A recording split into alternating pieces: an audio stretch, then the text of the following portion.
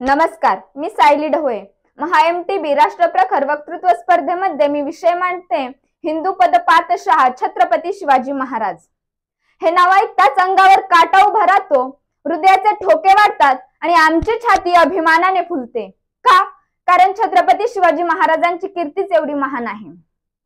छत्रपती शिवाजी महाराज हे शूर होते, ते वीर पण होते, पण त्याचबरोबर त्यांच्यामध्ये एक अलौकिक गुण होता, तो म्हणजे चारित्र्य संपन्न.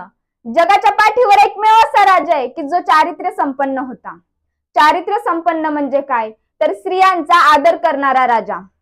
शाहिस्तेखानाची बोट छाटली हे आपल्या सगळ्यांना माहितीच आहे. शाहिस्तेखानाची बोट छाटली तेव्हा तो इकडे तिकडे धावत होता.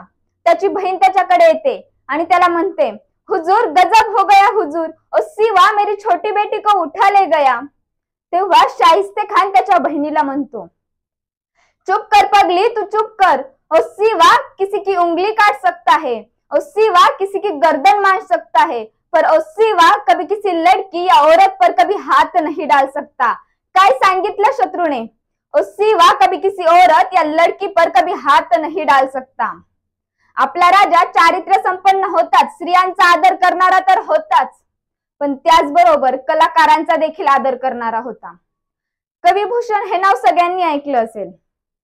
त्यांनी छत्रपती शिवाजी महाराजांवर एक अतिशय सुंदर असं गाणं लिहिलंय, ते म्हणजे इंद्रजिमी जंबपर भाडव स्वंबपर रावण सदंबपर रघुकुल राज हे पौनबरी बाहपर संबुरती नाहपर जो सह सबाहपर राम द्विजराज हे दावा द्रुम दुंडपर चितामृग झुंडपर भूषण वितुंडपर जसे मृग राज हे तेजतमा अंसपर काहनजिमी कंसपर ह्यो मलिच्छ वंशपर शेर शिवराज हे शेर शिवराज हे शेर शिवराज हे.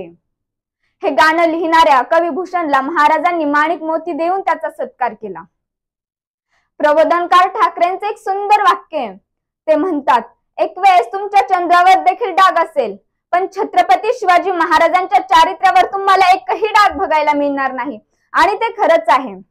छत्रपती शिवाजी महाराजांच्या चरित्रावर आपल्याला एकही डाग बघायला मिळणार नाही. आज इतिहासाच्या पानांवर छत्रपती शिवाजी महाराजांचं नाव आहे. ते कशामुळे? छत्रपती शिवाजी महाराजांनी असं काय कार्य केलं?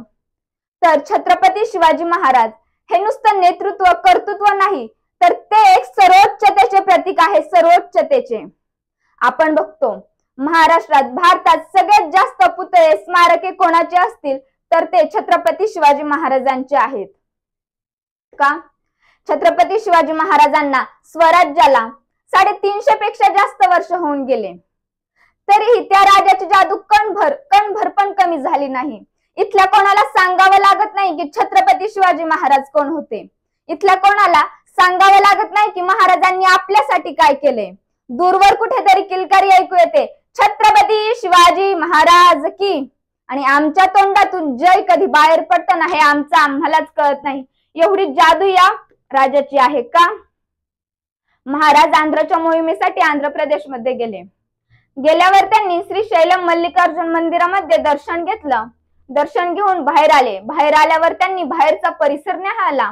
महाराजांच्या लक्षात आलं, मंदिर देखणं आहे, मंदिर सुबक आहे, पण त्या मंदिराला घाट नाहीयेत. महाराजांनी आंध्रचे मजूर बोलावले आणि आंध्रच्या त्या मुक्कामामध्ये मंदिराचे सगळे घाट बांधून पूर्ण केले. ते घाट बांधावे असंही काही नव्हतं, ते घाट बांधलेच पाहिजे असंही काही नव्हतं. बांधले नसते तरीही काही फरक पडला नसता. महाराजांनाही म्हणता आलं असतं, मी महाराष्ट्राचा, मंदिर आंध्र मधलं, हे कुठे माझ्या मतदारसंघात येतं. पण ती संकुचितता महाराजांच्या ठाई नव्हतीच. महाराजांनी ते घाट बांधून पूर्ण केले. मजुरांमध्ये चर्चा सुरू झाली, कैसा हा राजा, कैसा हा राजा.